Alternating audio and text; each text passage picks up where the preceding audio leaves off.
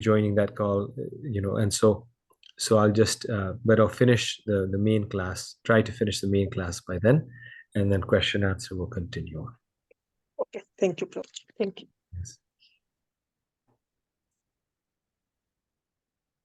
Okay, so the internet is slow, so it seems like our Ohe Vaishnav Thakur may not work this time. It's really slow. I'm actually currently in Gita Nagari. I had to come here for some service that I had previously committed to. And so here the internet is working, but it's a bit slow. So welcome everyone. We will get started. So let me just,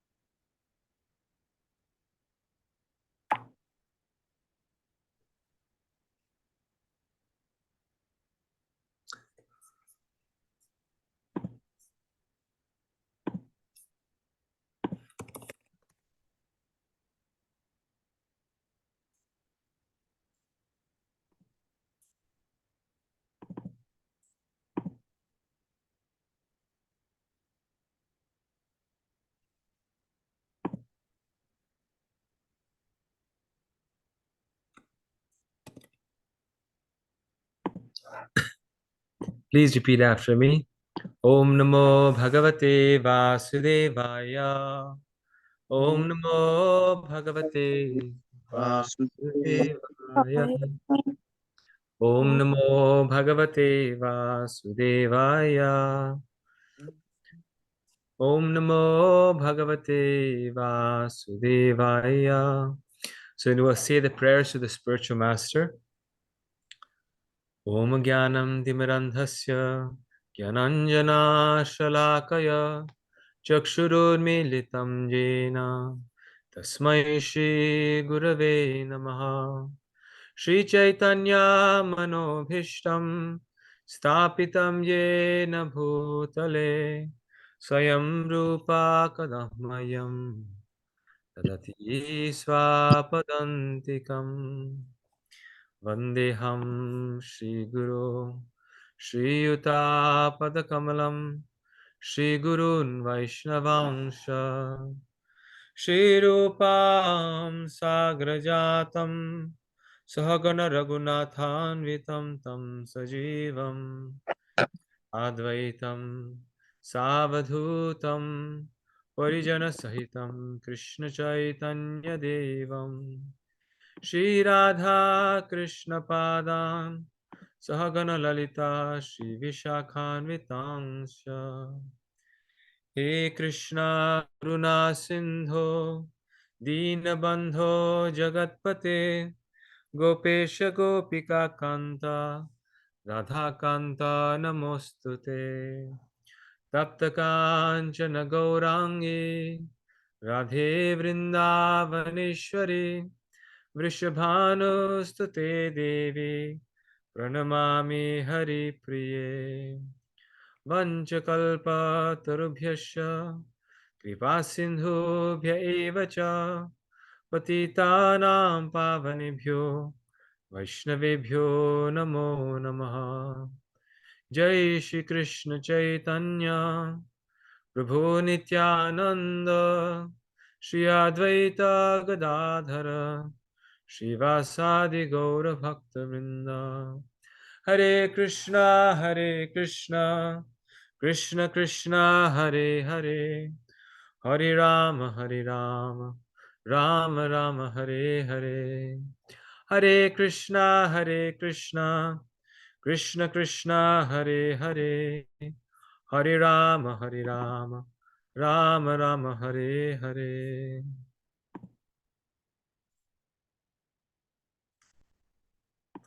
So Hare Krishna, welcome everyone. Today we are recontinuing after I think maybe 2 or 3 weeks break. So I just thought that we could very quickly just remember what we did last time. So who remembers? What were we talking about last time? Where did we end? What chapter were we doing? Unmute yourself. Chapter 10. We were doing the other half of the chapter 10. Yes, very nice. Very nice. Thank you. Go ahead, Divya Bhaktimat. Oh, yes, was- I thank you. And we were talking about all of the different qualities that are all created by Krishna. Mm. Yes, all of Krishna's, all the different qualities of Krishna, and also ways in which to remember Krishna, right? By looking at the world, how to remember him. Krishna says, "I'm the light of the sun. I'm the taste of the water. I'm the intelligence in the intelligent." So these are all actually qualities of Krishna. And when we find these qualities in this world, then we are then we are fully convinced that Krishna is. Then we can easily remember him, and we're fully convinced that Krishna is the source of everything, because we don't see these qualities as separate from him, but rather we see that in this world, everything that's there is a manifestation of Krishna's energy, and particularly the wonderful things in this world are Krishna's qualities. They're not my qualities, but they are Krishna's qualities. They're coming from Krishna. They are given to us by Krishna, and this is what's being told here. So now, other comments? Anything else that someone remembers from chapter 10?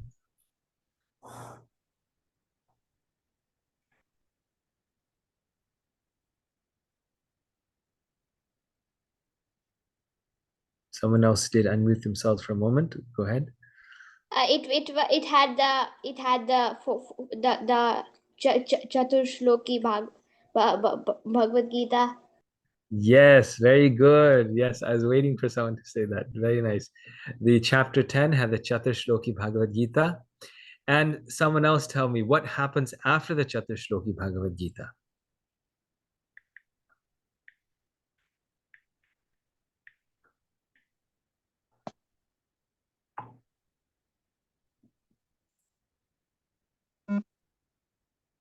What's the significance occurrence after the Chaturshloki Bhagavad Gita?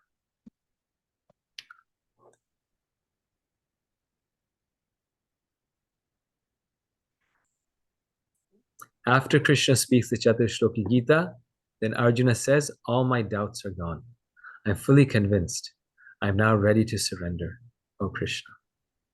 So the Gita actually officially ends in chapter 10. Right? Yes. It officially starts in chapter 2 and it officially ends in chapter 10. But then the rest of the Gita is further explanation. Okay, let's go deeper. It's further explanation, but now that leads to chapter 11. Arjuna is convinced, if indeed Krishna is who he says he is, if indeed Krishna is God, then I'm convinced of this philosophy. The philosophy makes so much sense to him. All of his doubts are cleared, all of his confusions are gone. But that's all based on the fact that Krishna is the Supreme Personality of Godhead. Krishna is God. So now in chapter 11, he's clarifying in the last doubt that someone may have. Of course, the Gita continues after that. But you could say the most important principle, the most important clarification needed, and that is what? In chapter 11, what will Arjuna clarify? Source of his all incarnations. That are all the incarnations coming from Krishna. That Krishna is the source of all incarnations. Thank you, Bhaiya. Yes, very nice. He also says that I am the cause of all causes. Sarva karana karanam. Yes, yes. So who says that? Who Krishna, says that I'm the Krishna cause says, of? Krishna says that. Krishna says that, but really Krishna shows that. The person who says it, and maybe Krishna also says it in one place, but the person who really says it is Arjun. Right? So Arjun says that I'm convinced of everything that you're saying, but I want to be sure that you are actually God. So please now show me your universal form. To establish that Krishna is the Supreme Personality of Godhead, the source of all incarnations, like we said, that Krishna is actually God, that he wants to establish.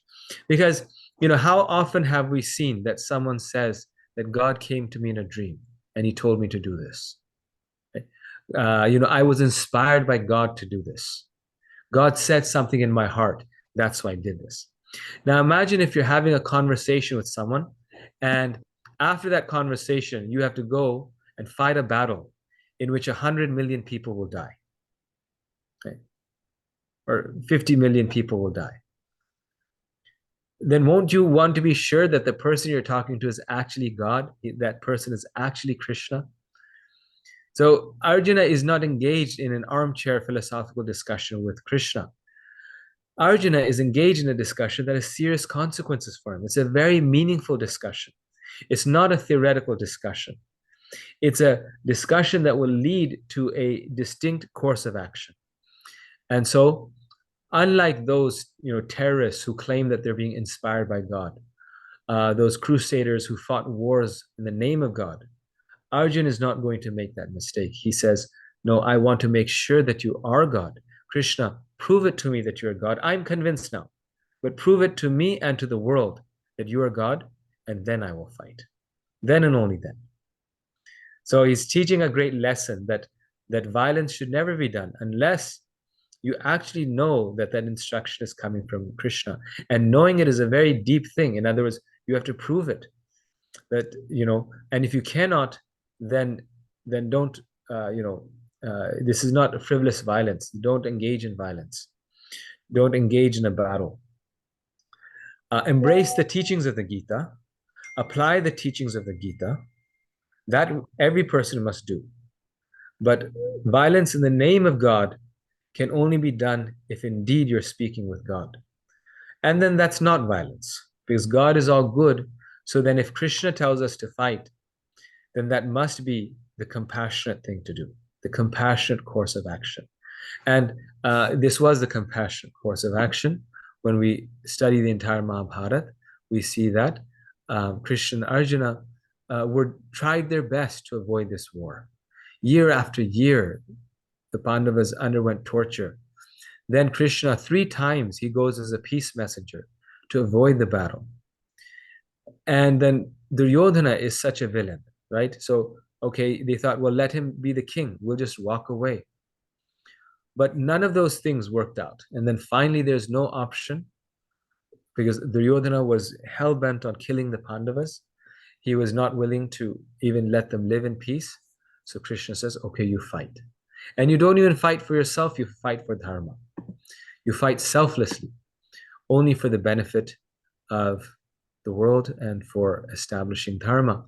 Because as Arjun clearly communicates to Krishna, if he had it his way, he doesn't want to fight. He's not fighting with enemies. It's his own relatives that are standing on both sides of the aisle. And so this is a great sacrifice that he's doing. He's fighting only out of duty, only out of service to Krishna. And he's not taking that decision lightly. So chapter 11 is where Krishna reveals to the world that he's not just an ordinary human being. He appears to be like a human being, but he reveals his, unlimited, glory. And also Arjuna is doing this so that everyone in the world who reads the Gita can be convinced that this book is spoken not by an ordinary human being, but it's spoken by God. So very, the whole Gita has its authority because it's spoken by Krishna. It's spoken by God. So he wants to establish that. Otherwise, what value does the Gita have? There's so many books written by so many people. It's valuable because of it's been spoken by Krishna. So here we start chapter 11. It's the name of the chapter is the universal form.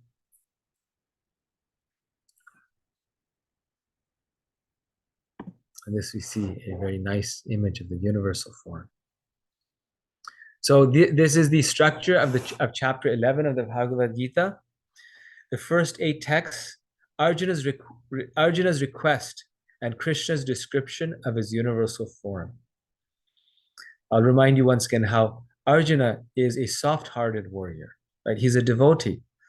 So he's always requesting Krishna for clarification, for the benefit of all the citizens. As a leader, he's feeling always responsible for the benefit of others. And so he requests this universal form for the world, though he himself is convinced that Krishna is God. Then 9 to 31 is Sanjay's description of Arjuna's vision. So again, remember in chapter 1, we had Sanjay speaking. He's reciting or relating the Gita to Dhritarashtra. And then Krishna is speaking, but now again Sanjay is speaking. This is therefore mostly Sanjay's words, this chapter. Then 32 to 34, Krishna identifies himself with time. He says, I am time. I appear in this world and just become my instrument, Arjuna. And 35 to 46 are Arjuna's prayers after seeing the universal form. And 47 to 55 is describing how Arjuna, even though he sees the universal form, he wants to only see Krishna in his beautiful two-handed Shama Sundar form, in his human-like form. And this is a testament, this is evidence here in the Bhagavad Gita, that how Krishna's two-handed form is the source of all incarnations. How Krishna's two-handed form is actually the most beautiful form. It's actually the original form, and it's the form that all the devotees love, because they're more in love with Krishna's sweetness and his beauty than in his power. The universal form is showing his power, but Krishna's form is showing his beauty. Also his power, he lifts Govardhan hill, but it's showing his sweetness and his beauty. So very simple chapter, but very deep one. After hearing Krishna say that he pervades and supports the entire universe, Arjuna wishes to see that all-pervasive form of the Lord. Krishna first describes his universal form and then bestows upon Arjuna the vision necessary to see it. Right? So he first describes the universal form, and then after describing it, he then says, I haven't shown this form to anyone. I'm only going to show it to you, so therefore I give you divine eyes. So this is that verse, Arjuna vacha mad anugrahaya paramam guhyam adhyatma samgitam yat tvayoktam vachastena mohoyam vigato mama. The first verse of this chapter, Arjuna said, by my hearing the instructions you have kindly given me about these most confidential spiritual subjects, my illusion has now been dispelled. So some important points here. Arjuna does not ask to see the universal form for himself, like I said. His illusion is gone, but to establish the divinity of Krishna. Although Arjuna has a strong desire to see the Lord, he cannot do so without the Lord enabling him. The Lord therefore bestows divine eyes, Divya Chakshu, upon Arjuna to see the universal form. So it's specifically mentioned in the Gita that Krishna gives Arjuna divine eyes. So seeing is not seeing, but seeing through the eyes of the Lord is seeing. Therefore, the Upanishads say that don't just see, but anupashyata, see through the eyes of scripture. Otherwise, we're seeing, but we're not seeing. Just like a man in the desert is seeing a mirage, is seeing water, right? They're seeing it. But seeing is not proving or believing, right?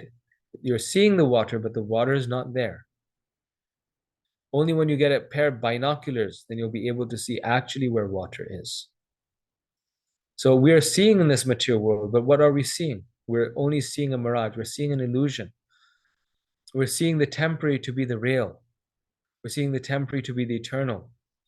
But we see, actually, when we see through the eyes of the scriptures, through the eyes of the Bhagavad Gita. This is why it's so important to read the Gita and understand its message, so that we can actually see things clearly and not be confused in our life.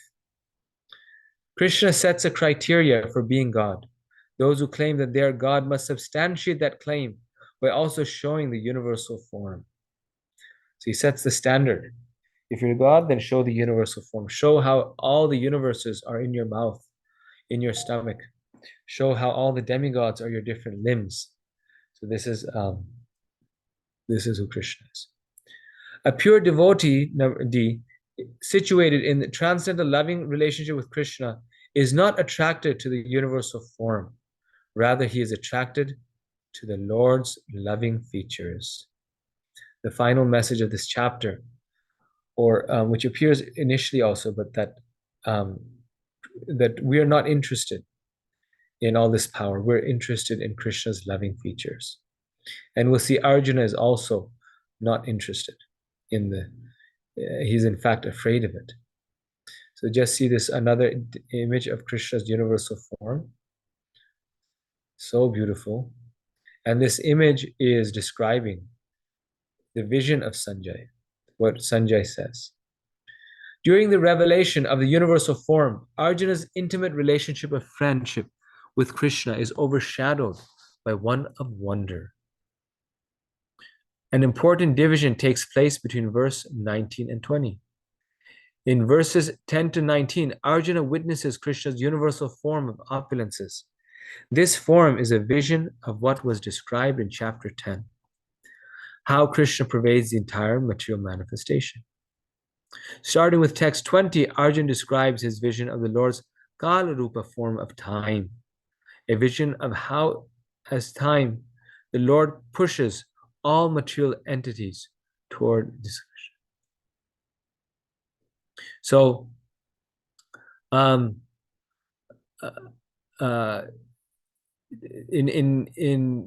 the first part of this section, we see that how Arjuna, throughout his life, he was Krishna's friend.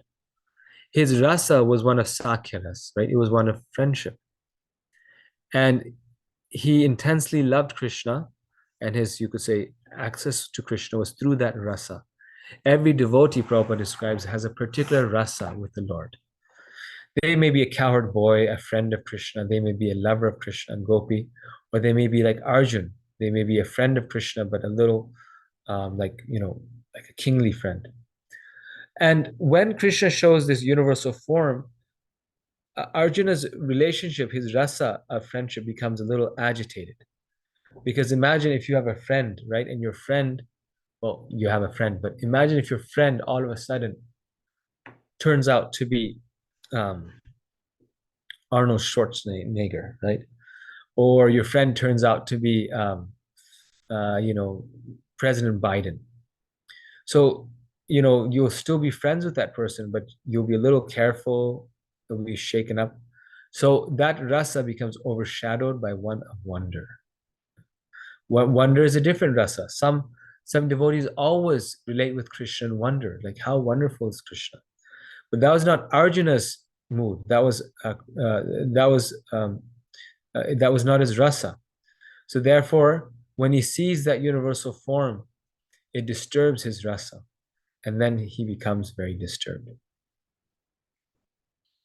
And then he describes Krishna's universal form, and then starting text 20, he describes Krishna as time. So now we come to this section on time. And this is most relevant to us because all of us in this world are controlled by time, right? We are all, time is actually such an important factor. With time, things vanish. With time, we meet people. With time, our children grow up and then they leave us. Time is so powerful. We know that when we're sitting in a plane, we just have to wait for some time before we get to the destination. So, what is this time? Kalosmi loka kshaya krit. Krishna says, time I am, the great destroyer of the worlds. Kalosmi, I am Kala, I am time. And this is why everyone in this world, it doesn't matter who they are, they can be the most powerful or the most weak, the most clever, the most intelligent, or the most foolish, but everyone ultimately has to surrender to time. Just like if there's a major famous world leader, right? Let's take Putin as an example. That leader may become so powerful that no one can destroy them, no one can bring them down, no one can teach them a lesson. But everyone, including all the great leaders of this world, they ultimately are defeated by Krishna in the form of time. So everyone has to submit to time. And this is why we can understand that time is Krishna's form, because everyone has to ultimately surrender to Krishna. So we can do it, Prabhupada says, voluntarily, by loving Krishna and serving Krishna during our life. Or if we don't do it voluntarily, then we'll need to do it. We'll be obliged to do it. We'll have to surrender at the end of our life. By force, by death, Krishna in the form of death will come and make us surrender.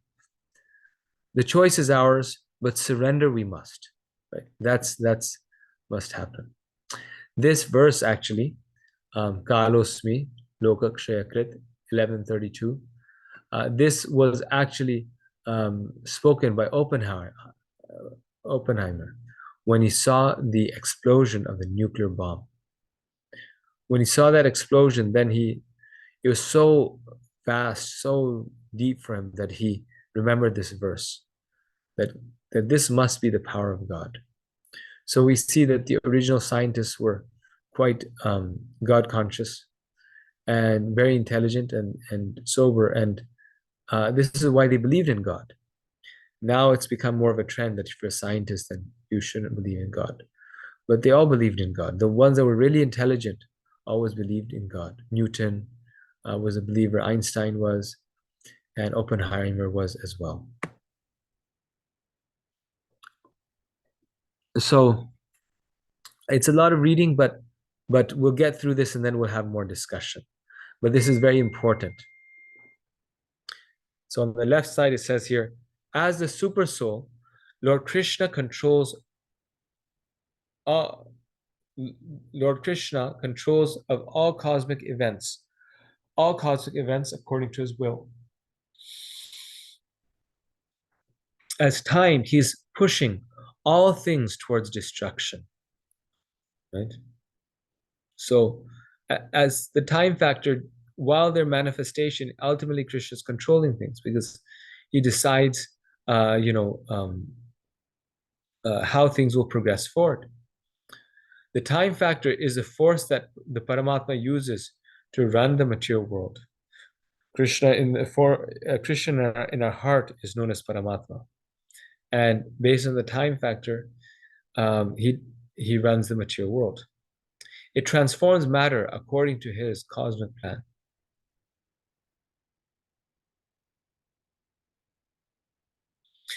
Through the time factor, Krishna has already arranged the death of all the Kurus.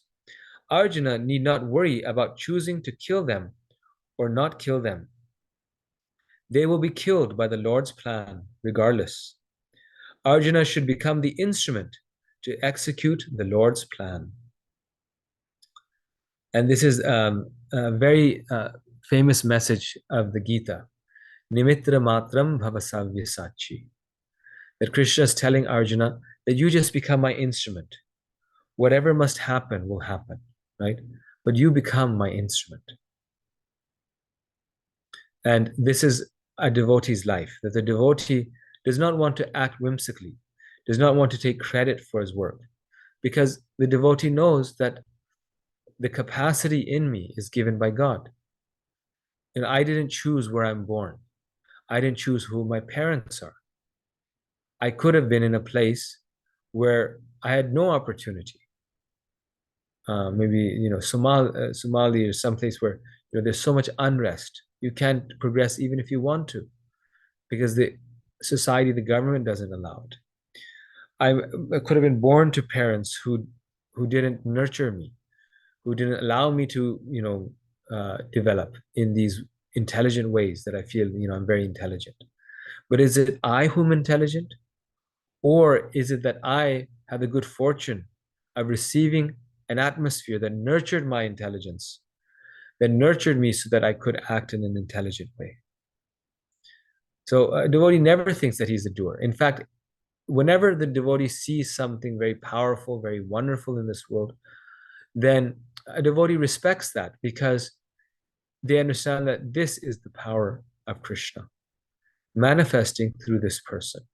For some reason or the other, they've been blessed with this power, with this strength. Even if it's material strength, it's Krishna's blessing, and so I should respect that. So our meditation as devotees is how to become a good instrument, the best instrument.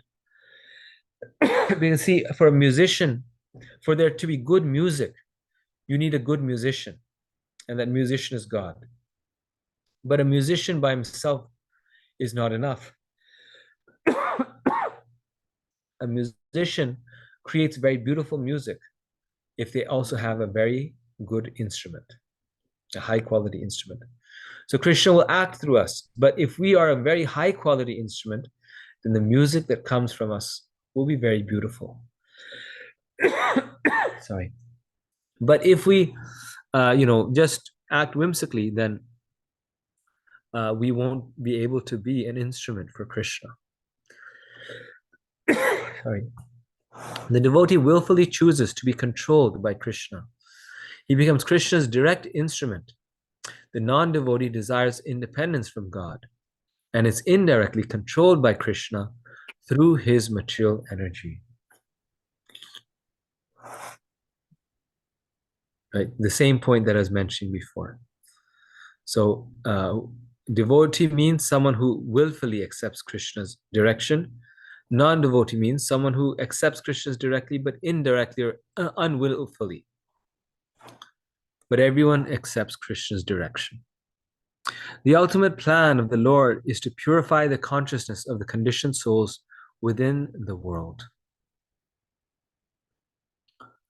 Prabhupada says so nicely. The ultimate plan of the Lord is to purify the consciousness of the conditioned souls within the world. Krishna is merciful to the devotees who carry out his will in the world. He gives them the credit, although he is the actual doer of the action. Yes. I was just reading somewhere something very beautiful on this. I'm trying to remember.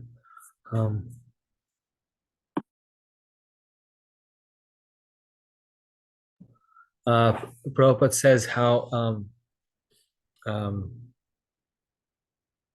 will come back to me, but he was saying how this whole material world is just meant to bring us to the conclusion that I want to surrender to Krishna. Everything in this material world, there's we think, let me create a great museum and that'll be such a significant thing. But actually, the museums, the temples, the churches, the schools, the trees, everything in this material world has a singular purpose of bringing souls back to Krishna. And we have been so far away from Krishna for such a long time that we've lost that eagerness. But Krishna is very eager because he knows that that is what will make the soul happy. Nothing else will make it happy.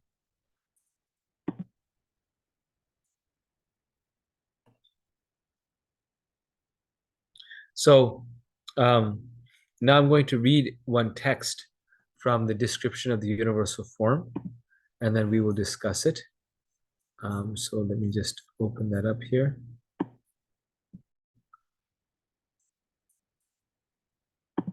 This is very interesting.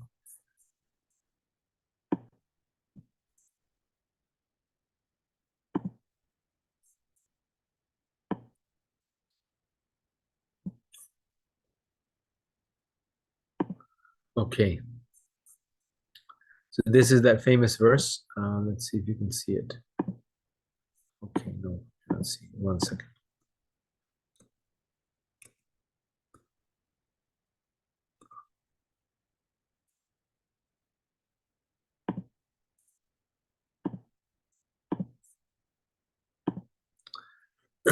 So famous verse. Kalosmi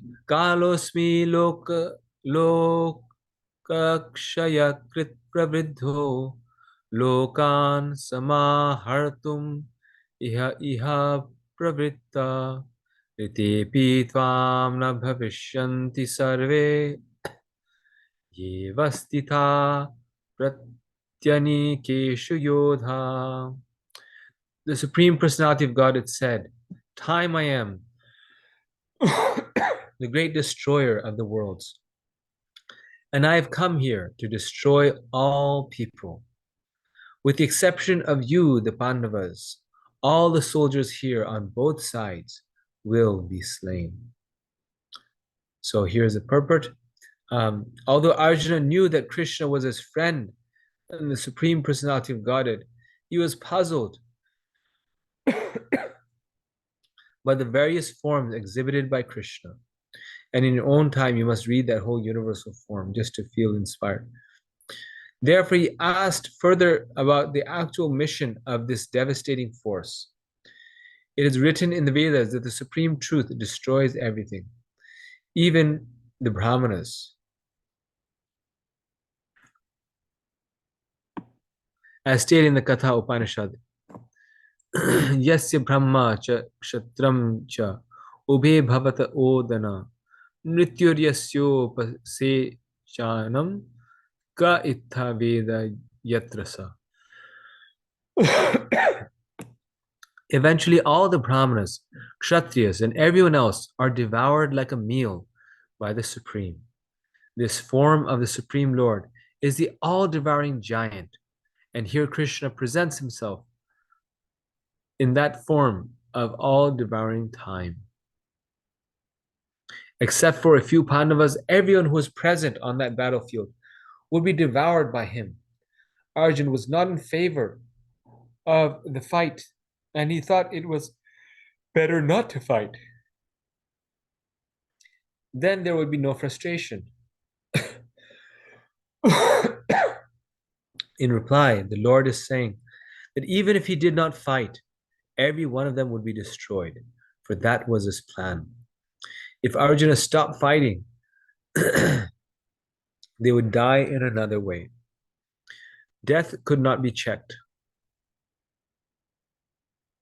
even if he did not fight. In fact, they were already dead.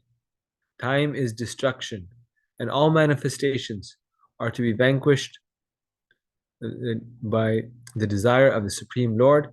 That is the law of nature. So, so this is the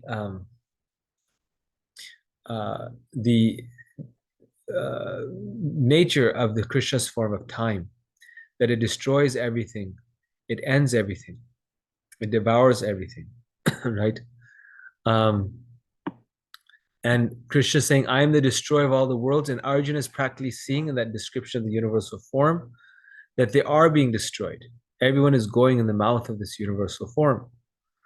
So then one may question, well, what is the need then for Arjuna to fight if everything is done?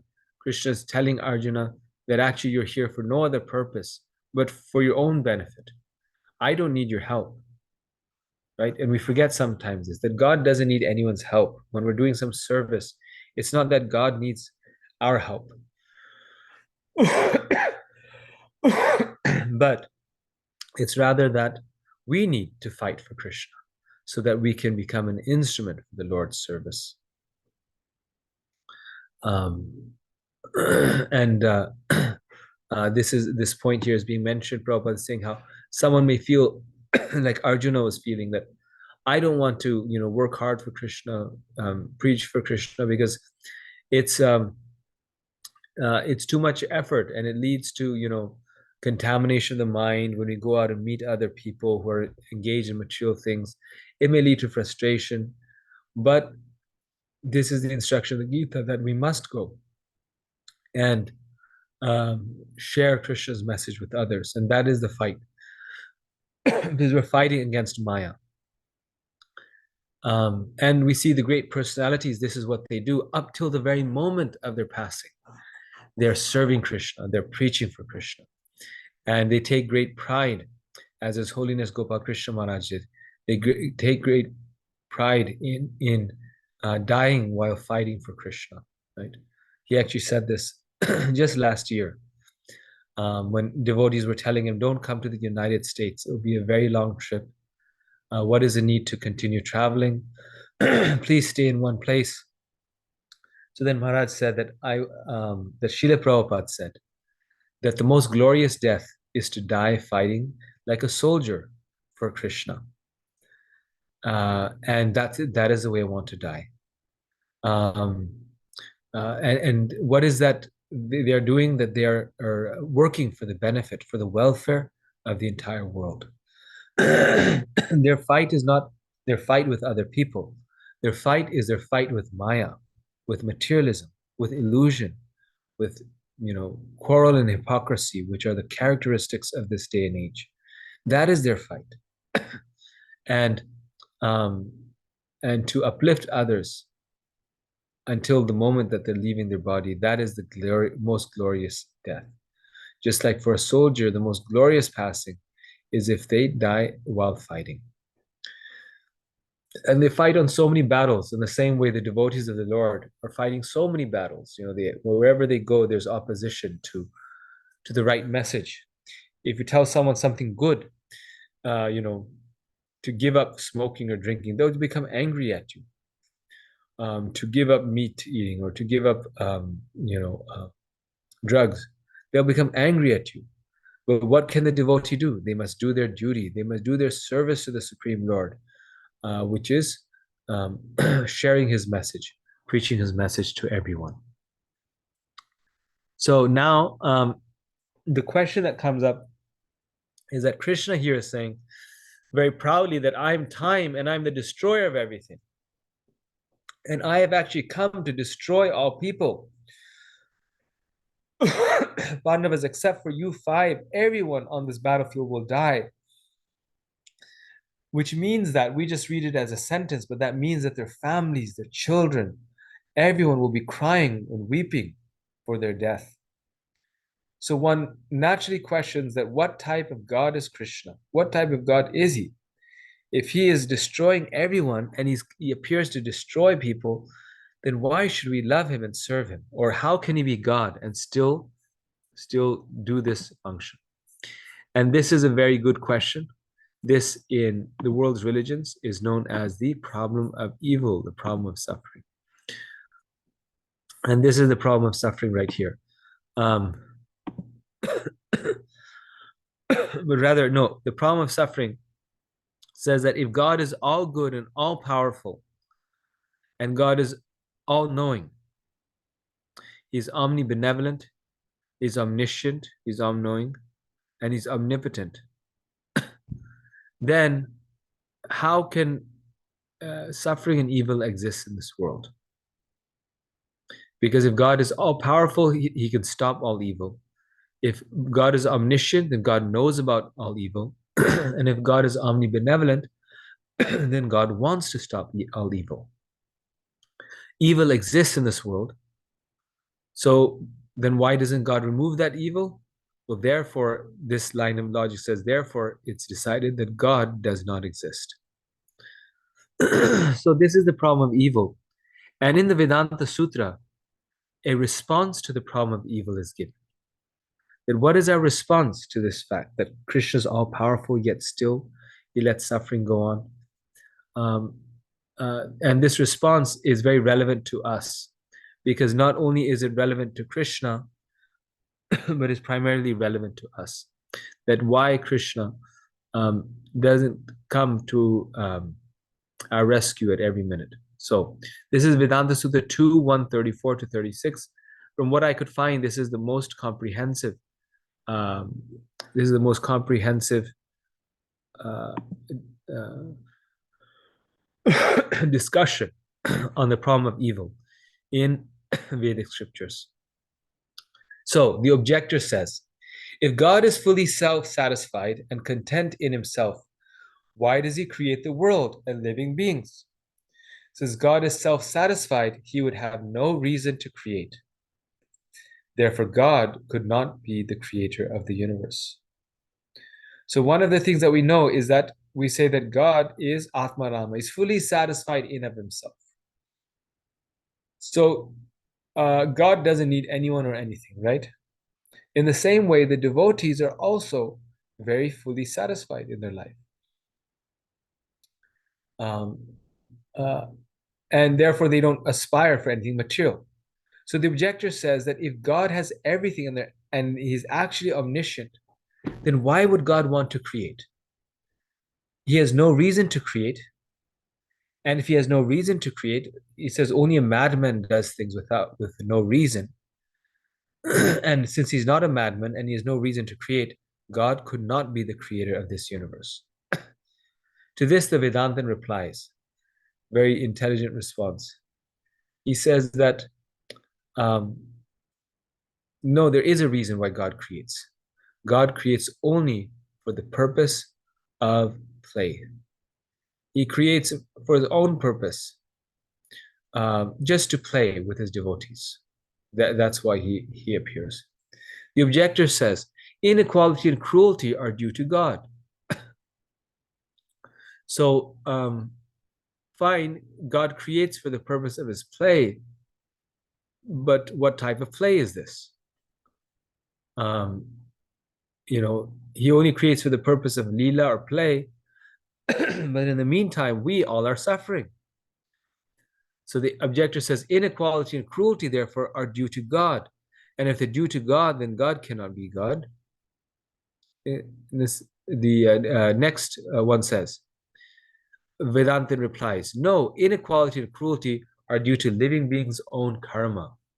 They're not due to God. They're due to our own karma. And finally, the objector says, no, God is still to blame because in the beginning, there was no karma. And to this, the Vedanta replies, no, karma is beginningless.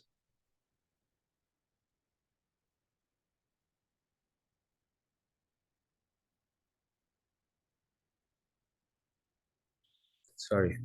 Okay. So now we'll read Arjuna's prayers. In the interest of time, we'll discuss this afterwards. If you need more clarification on this, you can read through it and think about it more. So the response to the problem of evil that's given is that the reason for suffering in this world is not God, but it's our own karma. But then in the beginning, God created us this way, the objector will say. So it's still God is to blame because he didn't make the world in such a way that we would do only good things. But to this, the Vedanta replies, no, we are beginningless, karma is beginningless, the world is beginningless. And so what that means is that our choices are truly our choices, right? Our choices are not God's choices, they're our choices because we are beginningless with God. God is still the creator in the sense that he maintains us. We are depending on him. But it's not that God created us at a certain moment in time and before that we didn't exist. We have always existed with God, and therefore, and we have free will. That's the key point. We have free will. Therefore, our choices are truly ours. This is a very eye-opening section of the Vedanta Sutra, very deep, and so we'll come back to this soon.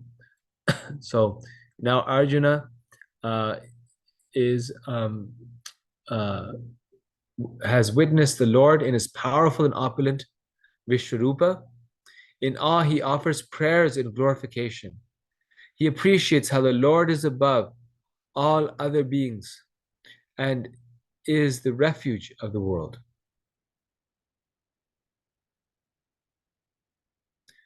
After this, Arjuna, still awestruck, remembers his previous relationship of friendship with Krishna and begs forgiveness for his familiarity in those dealings.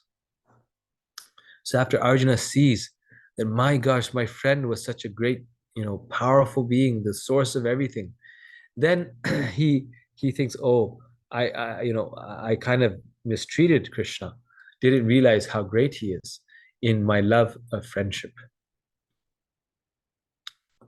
Okay, so let me just see if I can read some of these verses. Prabhupada says, the relationship between the Lord and the devotee is eternal. It cannot be forgotten. Although experiencing the wondrous, powerful, universal form, Arjuna remembers his friendly relationship with Krishna.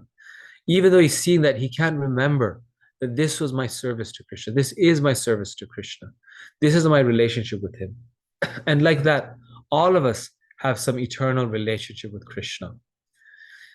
Even the spiritual things that we are doing in this world are a flash of a moment in the in the context of eternity. Our bhakti, the devotion that we develop, that is eternal. That stays with us. But the actual services, the individual services that we do, those vanish with time, right? Everything is a flash of time. Any service we did or do changes. And therefore, the devotee focuses on the love, the devotion in that service, not just the service.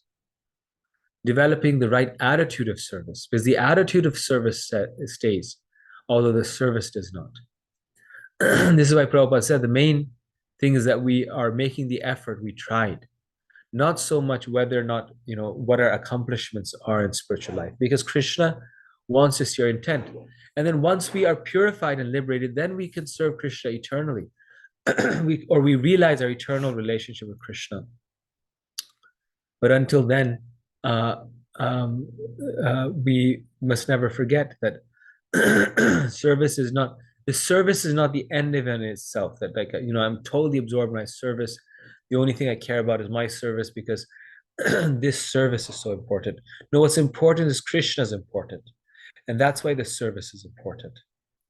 Just like Gauranga Prabhu, he says that in our more initial stages of Krishna consciousness, we become attached to a service to Krishna, attached to performing a service to Krishna. But as we advance further, we're not attached to the service, but we're attached to being a servant. We want to be a servant. And the service may change, but we're enthusiastic to be a servant. So I will now read a few verses. I want to end with this. These are so beautiful. This text 35 to 46, Arjuna's prayers to Krishna. So I'll just read this quickly.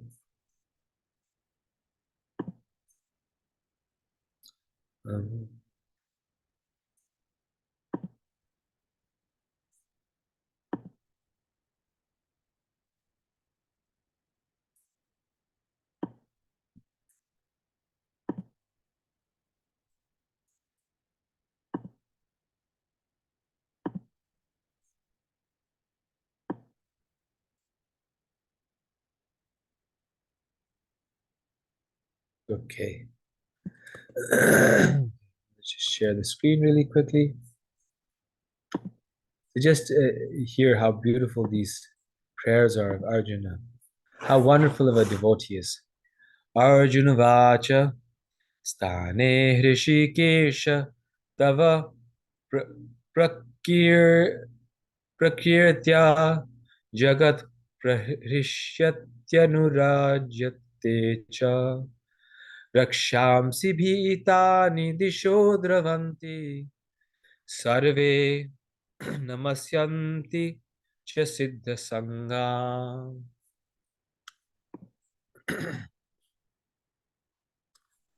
Arjuna said, O master of the senses, the world becomes joyful upon hearing your name, and thus everyone becomes attached to you.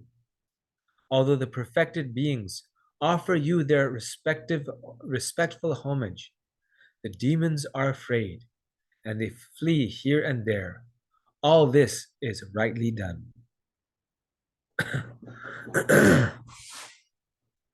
So remember, Arjuna is seeing Krishna just smashing all the demons, all the bad people on the other side. And he's therefore saying that the demons are afraid, but the devotees are not afraid. The demons are fleeing here and there out of fear of death and time. But the devotees of the Lord are so peaceful in this material world because they know that they know the master of time, that is Krishna. So nothing can bother them, nothing can actually kill them or destroy them. They only leave this world if they want to serve Krishna somewhere else, or Krishna wants them to serve somewhere else. And so he first clarifies that I'm not afraid, that it's the demons that are afraid of your universal form. The second thing is that very beautiful, this verse starts off with, where he says that the world becomes joyful upon hearing your name, right? That just by hearing Krishna's name, we become joyful. And this is why we chant so much. Why the focus on chanting? Because Krishna here is saying that people become joyful as a result of chanting. If you knew of a formula that would make anyone who did it, who drank it, who ate it, joyful, wouldn't you produce that formula in the millions or the billions? That's what everyone wants. Everyone wants happiness. So Krishna here is saying that the source of that happiness is his own name. And this is why when we are in despair, the only thing that gives a devotee refuge is Krishna's name. Again, speaking of His Holiness Gopal Krishna Goswami Maharaj, our Guru Maharaj, when he left this world, then it was so painful for the disciples to be separated from their spiritual master. But the one thing that was giving solace is chanting Krishna's name. That's the only thing that, because through that we could connect with the spiritual master. Through that we can connect with Krishna and Srimati Radharani and Lord Chaitanya Nityananda. So everyone becomes joyful as a result of chanting God's names.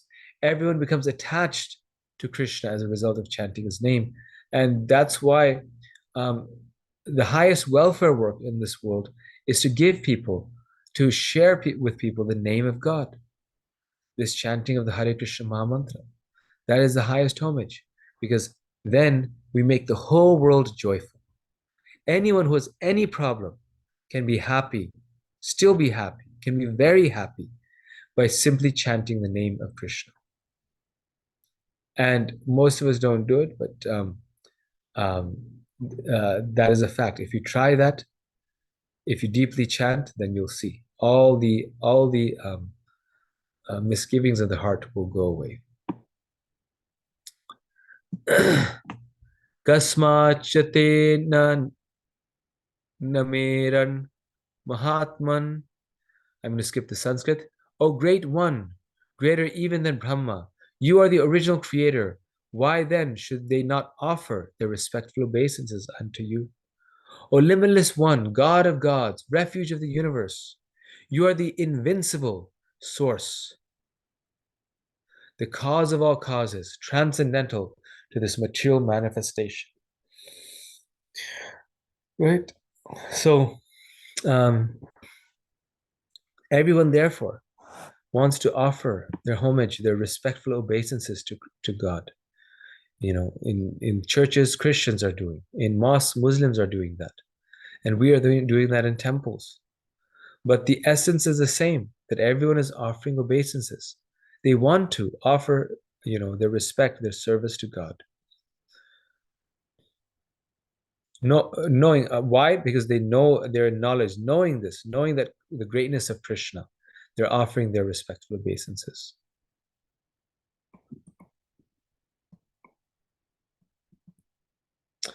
You are the original personality of Godhead. the oldest, the ultimate sanctuary of this material cosmic world. Krishna is the refuge, the sanctuary. You are the knower of everything. And you are all that is knowable. You are the supreme refuge above the material modes. O limitless form, this whole cosmic manifestation is pervaded by you. Okay, so this gives you a taste of Arjuna's prayers to Lord Krishna, and they're so wonderful. This chapter is so wonderful. Please go through and read this in your own time. Become submerged in the Gita. Then our mind becomes like the Gita. It becomes purified. Like I was mentioning, I was giving you that example that that whatever we're absorbed in, however our thoughts are, that's what determines our course of action and our state of mind and our state of consciousness. And so that consciousness, that Krishna consciousness, is attainable by reading about Krishna's greatness and his presence in this world. So reading this description of the universal form is highly recommended. Okay, so I'll stop here. A few of you may have left for the call, and I'll take questions. Anyone have any questions, comments on anything that we read, the content of this chapter?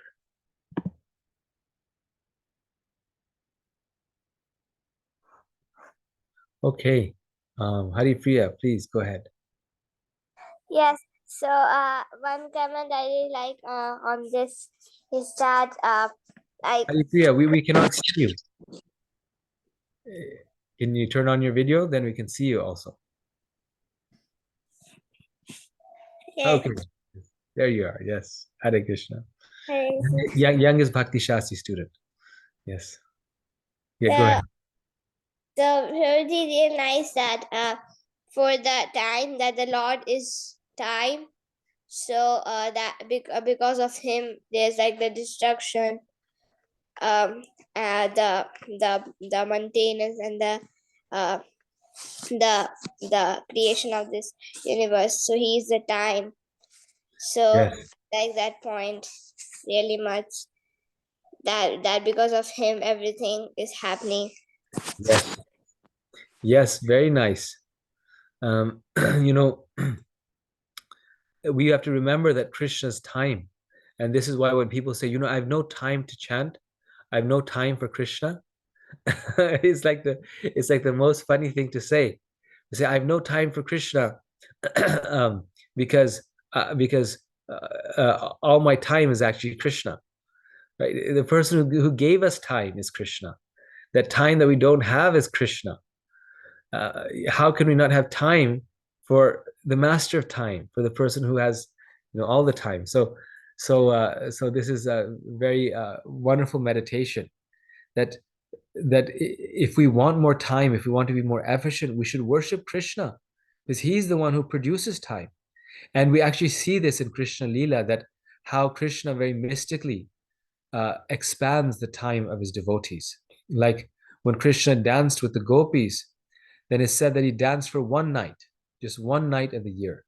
That was the night of the full moon of the Sharat season.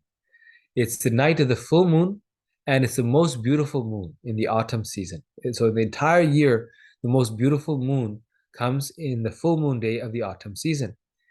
And that's all the gopis got, was one night to dance with Krishna, right? They loved him so much, and so that may seem, oh, how unfair is that, right? But who knows how long did they dance with Krishna? Someone may have read this or may know this.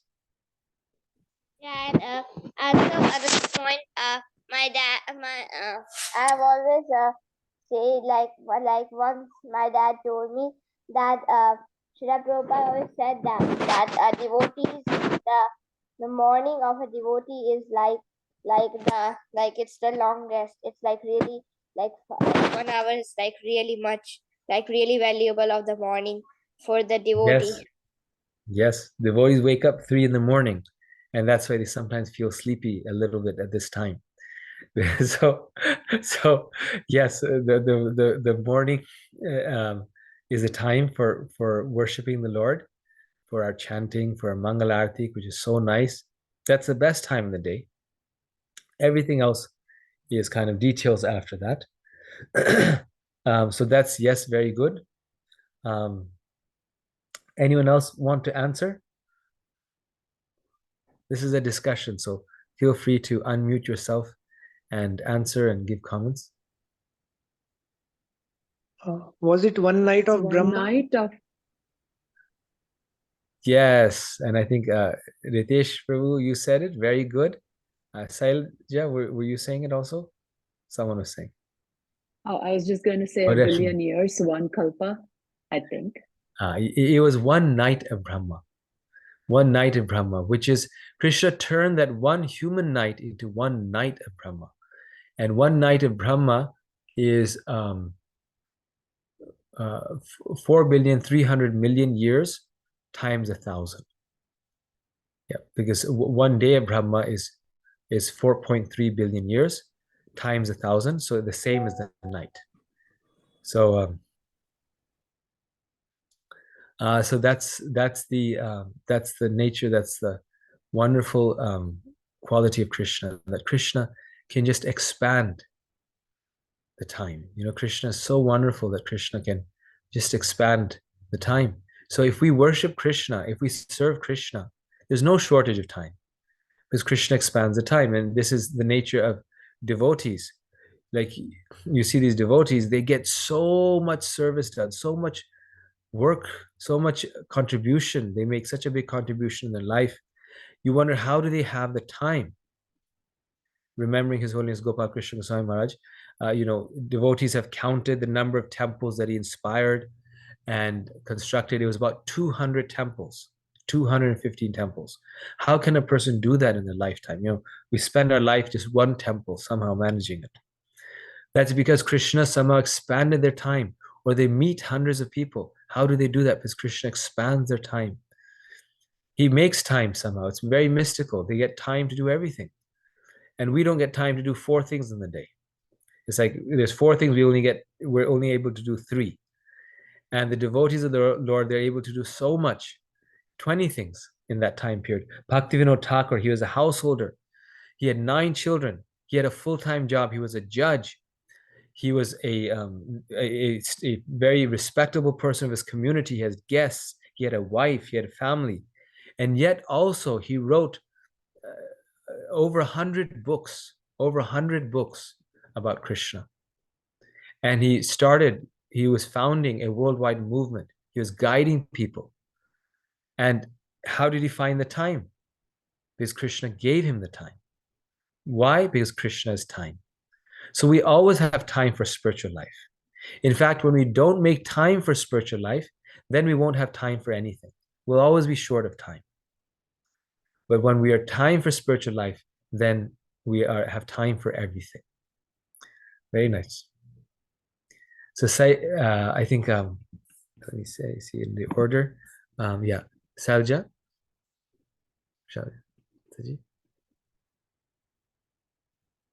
Hare Krishna. Please unmute yourself, yes. Prabhu. Thank you very much for the lectures, all the lectures, not just this one. So thank you. I have a question, and it's been something which I keep thinking about, in the sense that I do realize Krishna is time. But as we live our life, the question becomes do we come into this lifespan with a particular set of time allocated to us? Or is it, I also understand that it depends on karma, because I did read somewhere that if you do a very bad deed, then you can shorten your lifespan. Yes. So I'm just curious about what the Shastras say for it, and do we come with a finite lifespan? And if so, how does it influence? You also hear some people, they do bad things in terms of their health, but they still survive longer than others. So, I'm just curious about how it balances and what the Shastras say. Yes, very nice question. So it's actually said that our breaths are numbered. Our breaths are numbered. In fact, it's that accurate. when we come in this world, right? So when we are coming in this world, our breaths are numbered. Like sometimes we see infants, they die in the first 7 days, right? The first 7 days of um, of their their state. So they came with some past karma. It was predestined, and they didn't have enough time in this world to change anything. So we come with this a set number of breaths. That is due to our past karma. However, if we become a devotee of the Lord, not based upon karma, because karma already is set there, but if we become a devotee of the Lord, then that karma can change. Prabhupada said that every time we clap our hands in front of the Lord, the lines of our hand change. And they actually do. Like palmists say that over time, the lines of your hand change. So, like you were saying, if we do something very bad in this life, we came with a certain number of breaths. The Bhagavatam says those who address others with very harsh words, those who address other living beings with harsh words, they're cutting their own lifespan, right? They cut their own lifespan. So if we insult someone very deeply, especially someone senior or even junior, but if we insult that can affect our lifespan actually, especially if we do it regularly or people are doing it regularly. What to speak of hurting them in other ways. Similarly, if we are a devotee of the Lord, our short lifespan can be elongated. It can be stretched. It can be made longer. And many times you see devotees, you go and the astrologer says, astrologers actually for this reason, the good astrologers never predict how many years a person will live. They'll predict everything, but not that, because they know that that's something that can change. But it's the bad astrologers actually say you only have 4 years to live. Says who? The stars say that now, but the stars change. I mean, as far as I see, every night the stars change, right? So right now, based upon what I see, they can say, it's said that you'll live for 4 years. But if you engage in the service of the Lord, if you become a nice devotee, if you do this, then you can change your stars. You can live longer. Especially the life of a devotee, right? It's in the hand of the devotee and Krishna. It's actually in their hands because it's not based upon karma. Like the Krishna will give the choice to a devotee that you can come to me now, or you have more work to do in the material world, you can come later. That's up to you, right? So that is up to Krishna and his devotee. Now, some people, like you're saying, who are very bad people, but they have a very long life, that may also be the case because Krishna, see, then they may get the reaction in their next life, or Krishna may be using them as an instrument sometimes. Like someone like Hitler should have died immediately, or someone these bad kings, these big kings, they should have died immediately. But they sometimes become instruments for bringing inauspiciousness, bad things in this world, because this is why the material world is there. But then in the next life, if they're doing it out of their choice, they will suffer for that reaction. So the point is that whatever's coming to us is a result of karma or the plan of the Lord, right? Or Krishna's plan based upon our karma and our bhakti. And we come with the limited breaths. And I think this yeah, that's what we come with. But our bhakti overpowers our karma. God, that totally works. Great, that's great. Thank you so much, Prabhu. Much appreciated. Thank you. Very nice question, actually. Yeah, very nice. Okay, any other questions or comments? We should end soon, but it's fine. Prabhuji, Hare Krishna. Prabhu, Yes. Prabhu, one question I have.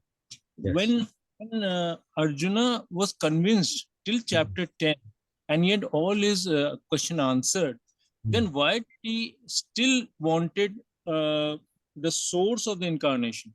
Because he was very close to Krishna. Krishna helped him. He was a friend. Everything was there. Then Yes. why was that special still ambiguity in the part that he wanted the incarnation of the Lord, because he was already a friend. Yes. He had to go to back to Godhead. But why was that curiosity still pertaining? Okay. Was it for the Mayavadis? He wanted the incarnation to be shown to the Mayavadis that this is the actual, and you understand? It's Yes. something I exactly. Yes.